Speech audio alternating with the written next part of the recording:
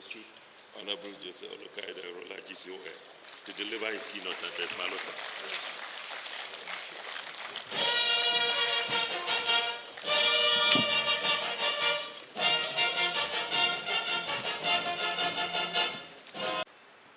It gives me a great pleasure, and I'm greatly honored to welcome you to this opening ceremony of All Nigerian Judges Conference for this year 2023. Without undermining the relevance and impact of the many first-rate engagements organized by the National Judicial Institute year in and year out, you will surely agree with me that the All Nigerian Judges Conference, which has remained a recurring one for over 3 decades now, remains one of the most strategic. A convergence of the most brilliant minds and mainstays of hope and order in the society. This conference primarily serves the dual purpose of stock-taking and visioneering. For the former, the engagement affords us the opportunity to assess progress made throughout the year and to evaluate how well we have been able to discharge the onerous task placed on us as arbiters of justice and custodian of the rule of law. Although, as judicial officers, it is imperative that we constantly strive to attain a high standard of excellence and ensure that the strength of our character is at best unimpeccable. One fact which is glaring but ironically overlooked is the fact that judges are human too. What this implies is that we are neither flawless nor precluded from making occasional errors. We are human. Consequently, as we take stock, it is of utmost importance that we do so dispassionately and objectively to enable us effectively achieve the second purpose of the conference, which entails mapping out strategies, cross-fertilizing ideas, and eliciting definitive decisions necessary for steering the judiciary forward in the coming year. Your Excellency, my lords, ladies and gentlemen, in his address delivered at the 1993 All Nigerian Judges Conference, His Lordship, Honorable Justice Mohammed Bello, GCON, of blessed memory, in whose honor this institute is named, rightly noted that this epochal event also presents us with a distinct opportunity to examine the relationship of the judiciary with other arms of government and the Nigerian society. On this premise, I will now proceed to highlight some germane issues which, in my opinion, begs for attention should we be able to properly align ourselves with the theme of this conference, which is strengthening judicial commitments to the rule of law and democracy.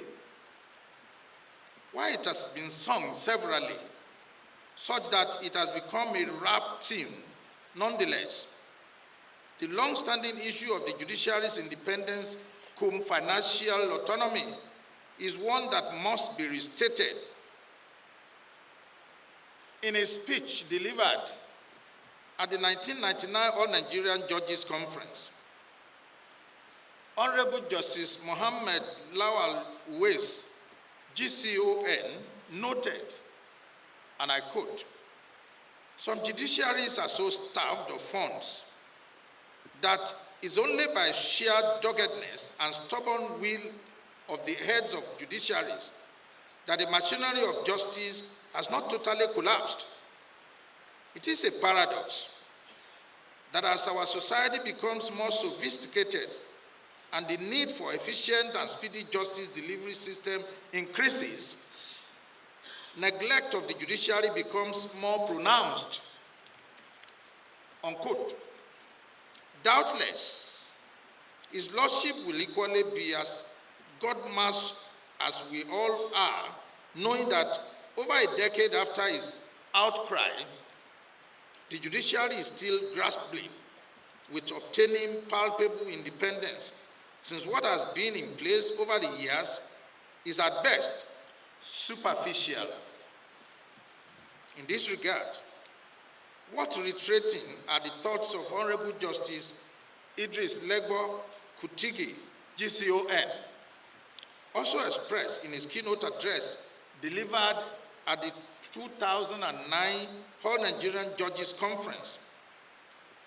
In his Lordship's opinion, quote, independence of the judiciary means more than mere absence of interference with the judicial function from whatever perspective. Independence of the judiciary also implies that the judiciary is adequately funded and equipped in order to enable it perform optimally to meet the challenges of the dynamism of governance in modern times, unquote. Regrettably, it is the lack of sufficient funding to run their judiciaries that has perpetuated the practice of heirs of court, particularly those within the state judiciaries, going cap in hand to beg for funds with which to run their courts. Even more worrisome is the fact that the foregoing is often seen as an irresistible opportunity to pocket judicial officers and manipulate the outcome of decisions where cases that are of interest to the government are sub judice. Of course, where judicial officers refuse to cave in or allow their integrity to be bought, they become victims of persistent hounding and intimidation. Unsurprisingly, the issues which I have raised so far are not without rippling effects. One of the grave repercussions is the impertinence with which the decisions of the courts are treated, with orders of the court being flagrantly disobeyed. Where there is no justification for this, it is impossible to divorce this unsettling development from the perceived image of the judiciary as a mere appendage of the other arms of government, expected to do their biddings at all times and incapable of making decisions devoid of predilection. In this regard, the words spoken by Honorable Justice Dairu Mustafa, GCON, in his Lordship's speech delivered at the 2011 All Nigerian Judges Conference resonates and lends credence to the importance of stemming the tide. His Lordship aptly stated thus, quote, we do not have a garrison of army to fight our cause. Our authority rests solely on the public perception of our integrity and absolute impartiality, unquote. Ultimately, just as certain customs within our society are abhorred and have been abolished for their repugnance, these anomalies which adversely affect the progress and growth of the judiciary must be expeditiously addressed and eventually stamped out. Accordingly, I see no better forum to spearhead the much-needed rectification than this one, please. Your Excellency, my lords, distinguished ladies and gentlemen, seeing that I have taken out time to highlight some of the profound thoughts expressed by those before me, I am sure that at this point, I must have roused a little curiosity as to my foray down memory lane. The reason for this is not far-fetched. You will agree with me that forging new paths often requires that we look back at where we are coming from in order to determine how much of the field we have covered and what is left undone. Interestingly, the comment made by His Lordship, the Honorable Justice Muhammad Lawal Uwais, GCON, at the 1999 conference was at the most compelling time, since that particular engagement was the first in a new democratic dispensation and held in a year that preceded a new millennium. Consequently, I am also hopeful that this 2023 All Nigerian Judges Conference, which is the first since the commencement of this new administration, will come with an improved disposition towards the welfare of the judiciary, especially as it pertains to the protected issue of its independence, as well as a strong desire to foster healthy and productive relationship among the three arms of government. In light of the foregoing, I'm greatly pleased that one of the salient topics slated for discourse in this conference is preventing corruption and breaches of integrity in the justice sector, the role of the executive and the legislature. I have no doubt that this session will help drive robust discussions between the executive, legislature, and the judiciary on fostering mutual respect for one another and also on strengthening synergies devoid of any subterfuge. It will equally afford us the opportunity to unravel the issues already identified, the bulk of which holds grave repercussions for Nigerians' polity. It's also my firm belief that this interface will reaffirm across board our commitment to upholding the tenets of democracy and the rule of law, and thereby bolstering the trust and confidence of the citizenry in the operationality of the government. On this note, I highly recommend that this interface should not be a one-off feature. Rather, it should be ingrained into the Institute's key programs organized for judicial officers, particularly the Roundtable for Heads of Courts and subsequent All Nigerian Judges conferences. This will inevitably give room for accountability and measurable impact, as we will be able to review action points and strategies previously agreed on. My lords, while I'm not oblivious of the fact that we still have more grounds to cover, I would like to seize this opportunity to specially commend each and every one of you for making certain that Nigeria's judiciary holds a place of pride in the international community. Irrespective of the many concerns and issues that beset us and which have the tendency to affect our optimal productivity, as the proverbial phrase, quote, making lemonade with lemons. You have taken these challenges in stride, performing your duties with admirable dedication and zeal. However, since we are famed for being ministers in the temple of justice, just as ministers in the literal temples whose priestly work, by its very nature, remains continuous and undiminished in spite of their best efforts, the work cut out for us as judicial officers are daunting and leaves no opportunity for us to rest on our oars. Accordingly, the theme of this conference also signals the need to remain unswerving in ensuring that at all times our actions, and indeed the actions of other arms of government, embodies the very essence and intent of the rule of law. Distinguished guests, ladies and gentlemen, while I have mentioned in times past that the role of the judiciary transcends the mere interpretation of law and adjudication of disputes, nevertheless, it is clear that for the most part, the sum and substance of the judiciary's functionality and effectiveness is appraised by its decisions.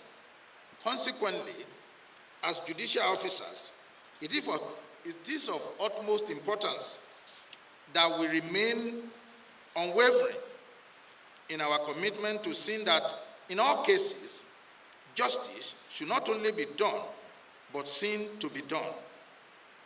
As study and indispensable pillars of democracy, we must do all within our power to guarantee the sustenance of the public confidence reposed in us, discharging our duties without fear, favor, affection, or ill will.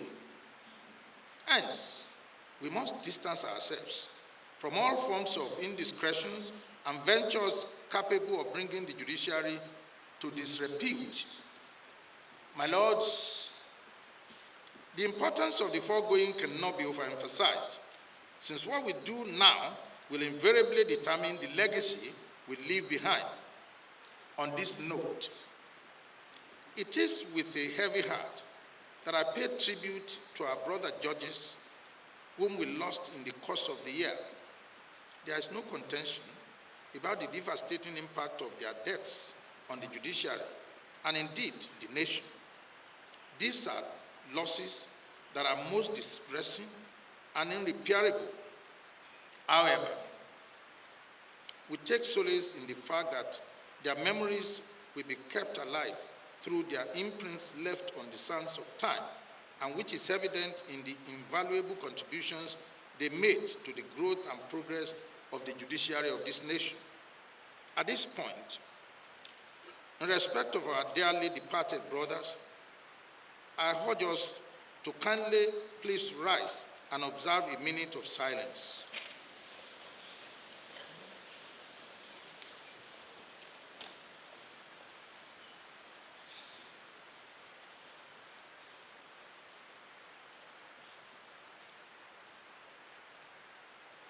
May the gentle soul of our respected brothers continue to rest in perfect peace.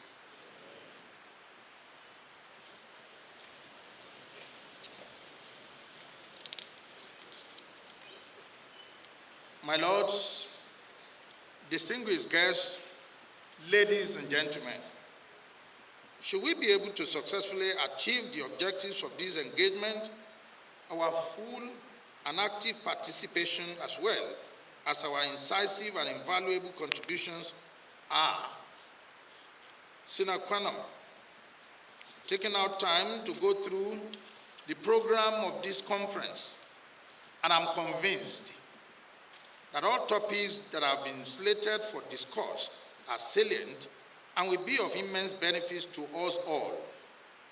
I therefore urge you to please pay rapt attention, contribute meaningfully, and take full advantage of all that will be shared in the course of this conference.